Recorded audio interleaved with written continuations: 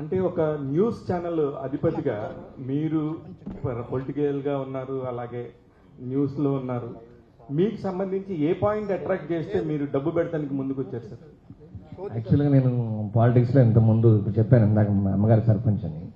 పొలిటికల్గా ఎంటర్ అయ్యాను, అక్కడ చూశాను పరిస్థితులన్నీ. చూసిన తర్వాత లీడర్ అనే వ్యక్తి ఏ రకంగా చేస్తున్నారు, ఎలక్షన్ ఏ రకంగా జరుగుతుంది, ఓట్లు ఏ రకంగా జరుగుతున్నాయి, పాలిటిక్స్ ఏ రకంగా నడుస్తుంది, ప్రజలకు ఎంతవరకు సహాయం చేస్తున్నారు, కద్దరు సక్క వేసుకున్న పొలిటికల్ లీడరు ఏ రకంగా పనిచేస్తున్నారు అనే దాని మీద ఖాళీ కద్దరు సొక్క చూసిన తర్వాత యాక్చువల్గా స్క్రీన్ ముందు కనపడేది వేరు, స్క్రీన్ బ్యాక్ సైడ్ కనపడేది వేరు.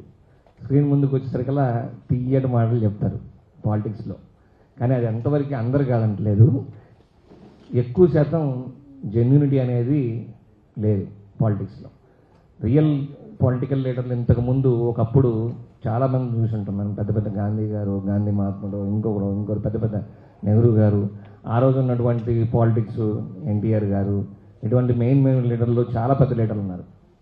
ఇప్పుడున్న పరిస్థితులు, ఇవాళ రాజకీయ వ్యవస్థ దాని మీద చూసి విరక్తి పుట్టి, చిరాకు పుట్టి, పొలిటికల్ లీడర్ల గురించి, వాళ్ళ ఫ్యామిలీల గురించి, జరుగుతున్న మూవీ గురించి ఎక్స్ప్లెయిన్ చేయడం జరిగింది. Thank you.